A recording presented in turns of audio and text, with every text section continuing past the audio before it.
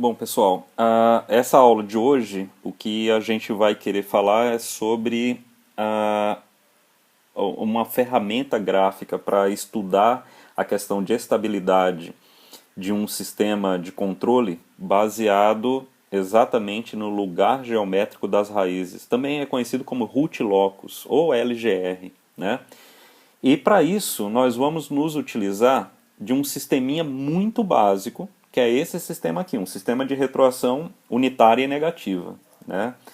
Para entender o root locus, o que nós vamos fazer é justamente entender onde que ele é aplicado, né? E depois nós vamos falar sobre as regras de aplicação, mas esse vídeo é basicamente para explicar como que a gente, onde que a gente usa o root locus e usar a ferramenta MATLAB para traçar o lugar geométrico e interpretar o que é que acontece com o lugar geométrico, tá bom? Em outra aula a gente vai especificar todos os passos de construção, né? A parte realmente analítica da construção do root locus, tudo bem? Então vamos lá. Primeira coisa, vocês estão vendo que a gente tem aqui um ganho K, né? Então um ganho K na malha direta. Eu vou chamar esse sinal logo depois do somador do sinal erro e vou chamar de U esse sinal depois do ganho, tá? O que é que acontece, né? O que é que a gente já sabe? Ou o que é que a gente pode supor, na verdade? Vamos colocar assim. A função g de s, que é essa função, que seria a função de transferência da planta, né, ou do processo, a gente sabe que essa função ela é uma função que vem normalmente em formato de um polinômio quociente, ou seja, um polinômio nesse formato, né, onde no numerador você tem zeros, no denominador você tem polos e por aí vai. E a gente sabe também que se a gente quiser reduzir esse sistema que eu coloquei aí como exemplo para um bloquinho só, o que é que a gente vai ter? A gente vai ter o R de S chegando para um bloco único, que eu vou chamar aqui de T de S, que vai ser a função de transferência de malha aberta para esse sistema que é de malha fechada. E aqui na saída a gente tem o sinal C de S, que é a resposta do sistema, né? Então a excitação R de S e a resposta do sistema C de S. Tá, mas como é que a gente chega no T de S, né? Bom, a gente sabe que esse sisteminha sendo muito básico, o T de S ele vai acontecer como sendo K G de S sobre 1 mais H, no caso a malha de retroação é unitária, então H é igual a 1, K G de S. Então ele vai ser isso aí, ó. Kg de S sobre 1 mais Kg de S, já que o ganho, repetindo, o ganho é unitário. Tudo bem? Então, o que é que acontece aí, né? O que acontece é o seguinte: se a gente for resolver isso e tendo por base que g de s é esse valor, então vamos ampliar essa função t de s, né? A gente tem que t de s, repetindo, é k g de s sobre 1 mais k g de s. Lembrando que esse k é esse ganho que está aqui nesse bloco, na malha direta, ok? Bom, acontece que g de s é a de s sobre b de s. Então, vamos lá. T de s é igual a k, que multiplica a de s sobre b de s, 1 mais k a de s b de s. Tudo bem? Até aí, tranquilo? Bom, o que é que acontece? Aqui eu tenho operadores fracionários, né? Então, vamos lá. Eu tenho T de S. Aqui em cima eu vou ficar com K, A de S, B de S. E aqui embaixo, ó, tirando o mínimo, B de S vezes 1 mais,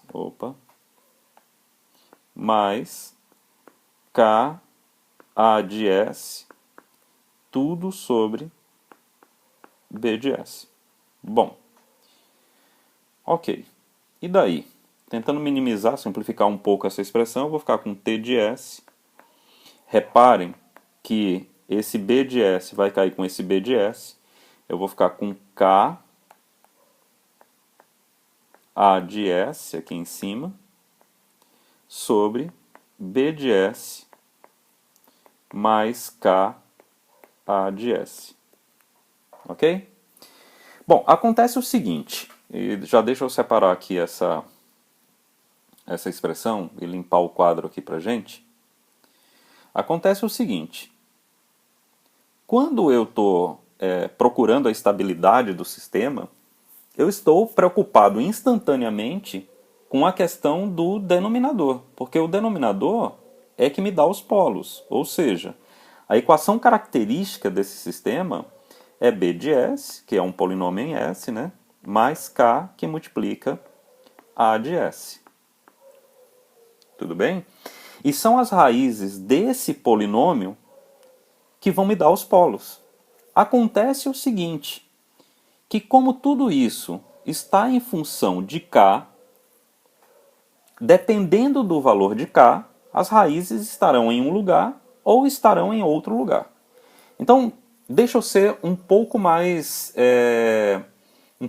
específico, né? Dá um exemplo melhor para isso. Então, vamos colocar um exemplo numérico aqui. Vamos lançar a mão desse exemplo aqui. O que é que acontece? O nosso G de S está aqui, ó. Certo? A nossa realimentação é unitária e negativa, né? E nós temos o ganho K lá. Ora, se a gente for repetir isso que a gente está fazendo aqui, quem seria o nosso A e o nosso B? Ó, o nosso A de S é o numerador de G, ou seja, é igual a 1. E o nosso B de S, ele é o denominador de G, ou seja, ele é S que multiplica S mais 1. A gente pode ir adiante aqui e falar que ele é S2 mais S. Tá, tudo bem. Até aí, tranquilo. Agora, aí como é que ficaria a equação característica? Voltando aqui, ó, a equação característica é isso, ó. B de S mais K A de S. Então, vamos lá. Vamos escrever aqui. Quem é B de S? Bom, B de S é S2 mais S. Tá? Isso é B de S. Mais K vezes A de S. Ora, A de S não é 1? Então, essa equação característica aqui vai ficar S2 mais S mais K. E se eu quero encontrar as raízes dessa equação, que vão me dar os polos, eu tenho que igualar a zero. Ou seja, eu acho que fica muito claro que as raízes dessa equação estão dependendo de K, né? Se K for igual a zero, essas raízes são um tanto. Se ele é igual a 1, essas raízes são outro tanto. E por aí vai. Então, o lugar geométrico das raízes é justamente o que nos permite localizar esses polos à medida que esse K varia. Ok? Então, nosso objetivo de estudar o lugar geométrico das raízes é exatamente esse. Saber localizar os polos com a variação do K. Ok, pessoal? Então, vamos lá, vamos partir para o MATLAB agora.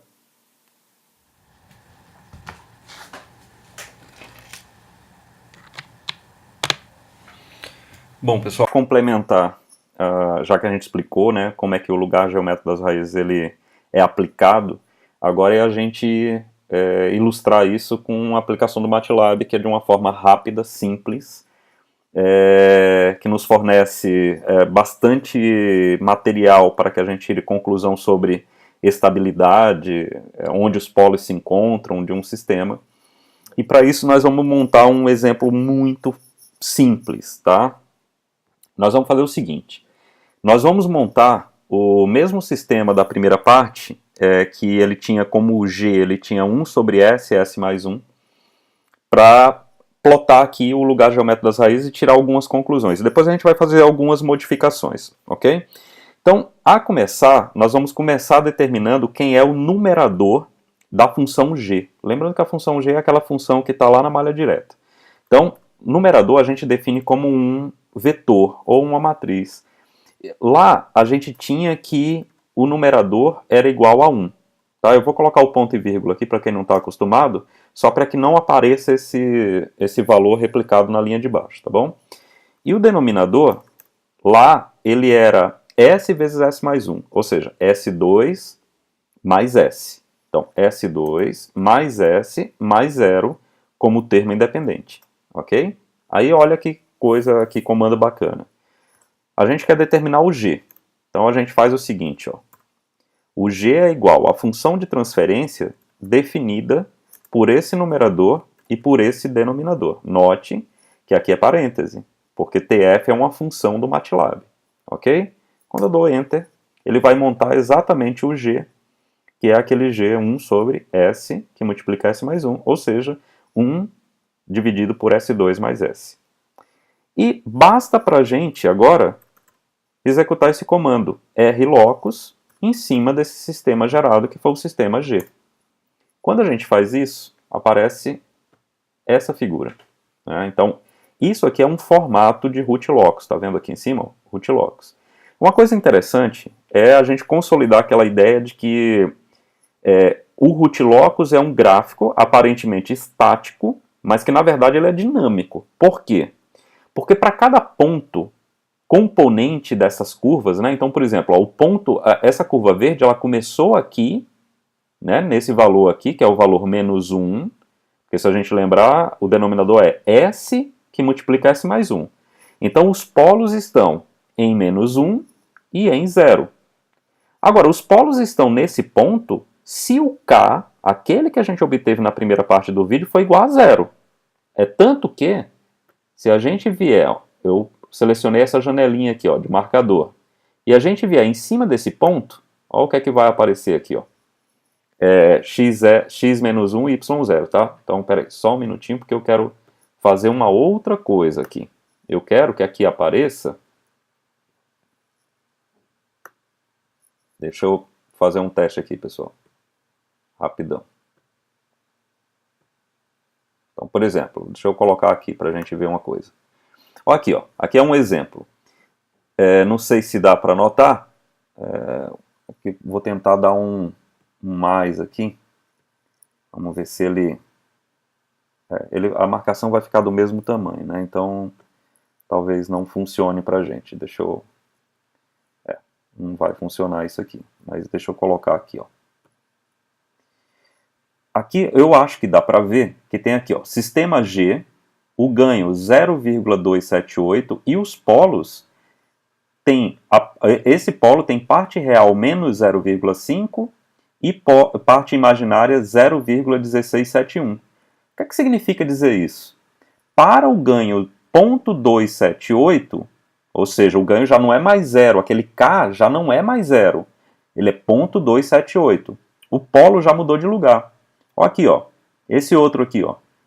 O ganho está em 0,09. O polo está em menos 0,1. Então, ó, aqui o ganho é 0. Quando eu vou mudando o valor do ganho, ó, ganho 0, o polo está em 0, tá certo? Se eu for mudando o valor do ganho, por exemplo, quanto é que é o ganho aqui para que os polos deixem de ser reais e passem a ser imaginários? Com o ganho 0,25, o polo passa a ser menos 0,5, real ainda. A partir do ganho maior do que 0,25, por exemplo,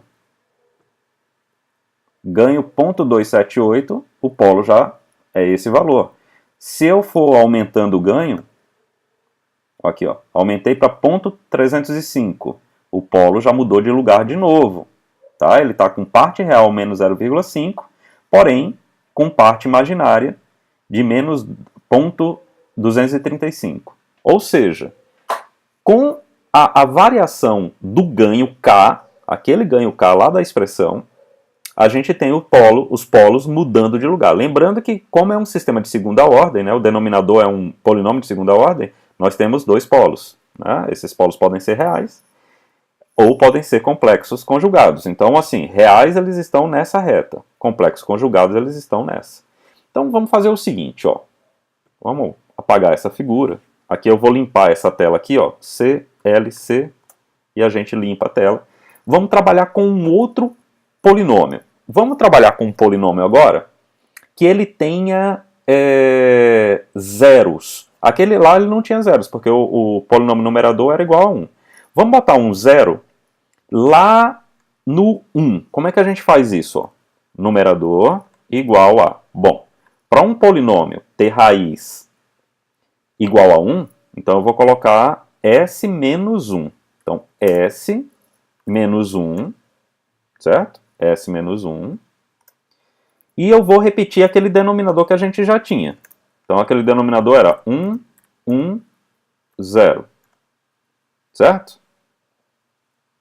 Beleza. Então, esse G, pessoal, olha como é que ele vai ficar. Ó. G é igual a função de transferência desse numerador e desse denominador. Olha como é que ele vai fazer. Ó. S menos 1, S2 mais S. Ou seja, eu tenho um zero, porque ó, qual é a raiz do numerador? Lá em 1. E eu tenho o polo em 0 e menos 1. Tá, e agora eu vou repetir o R locus. R locus de G. Vamos ver o que é que vai acontecer. Olha o que é que acontece aqui, pessoal. Olha o que é que acontece. Ó. O polo que estava em 0, ele vai caminhar para o 1. E o polo que estava em menos 1 vai caminhar para menos infinito. Isso é o que o root locus nos apresenta. Certo? Então, veja que esse sistema aqui ele é um sistema que começa criticamente estável, porque quando o ganho é 0, ele está aqui e aqui. Só que com o passar da variação do ganho K, ele já se torna instável, ele já vem para o semiplano direito. Vamos executar um outro exemplo. Vamos fazer o seguinte. Vamos colocar um sistema agora. Eu vou modificar o numerador. O numerador eu vou colocar uma função que tenha dois zeros. Ele tenha um zero, vamos colocar um zero em 1 e um zero em 2. Então, para isso, eu tenho que ter assim, ó, numerador igual, é tudo polinômio, né? A S2 mais 3S mais 2, menos 3S mais 2. E o denominador, vamos fazer o seguinte, eu vou botar o denominador para ele ter polos em, vamos colocar polos em menos 1 e menos 2, tá? Aí vai ficar assim, 1, 3, 2, e vamos repetir o G, ó. Se eu colocar o G e setinha para cima, já vai aparecer isso. Então, o nosso polinômio ficou dessa forma. Aí eu vou botar o R locus de G, e olha o que é que ele vai fazer. Então, o que é que está acontecendo? Ó? Onde tem o X são os polos, certo? Onde tem as bolinhas são os zeros. Então, aqui são as raízes do denominador, aqui são as raízes do numerador. Note que os polos são reais até eu chegar nesse ponto. A partir daí sai um polo, que já vai ter parte real e parte imaginária, né? E aqui também, sai para cá também. Eles vão passar para o semiplano direito, ou seja, na hora que ele passou do semiplano esquerdo para o semiplano direito, o sistema já se tornou instável. E eles vão encontrar os zeros. É por isso que a gente fala que quando o K tende a infinito, os polos tendem aos zeros, porque os polos vão procurar os zeros. Agora, qual é um valor que para a gente é um valor crítico? É esse valor aqui, né? Quando o sistema passa do semiplano esquerdo para o semiplano direito, ou seja, ele está buscando a instabilidade. É justamente o que todo engenheiro de controle não quer. E aí o que é que acontece? Ó, olha o ganho. O ganho aproximado, ou seja, aquele K da primeira parte do vídeo, ele está em torno de 0,957. Se eu colocar um ganho de 0,957, certamente esse sistema está à beira de se tornar um sistema instável. Olha só, vou colocar aqui, deixa eu pegar aqui, deixa eu tentar, pronto. Vamos colocar aqui. Aqui ele está pegando, vamos pegar aqui, ó.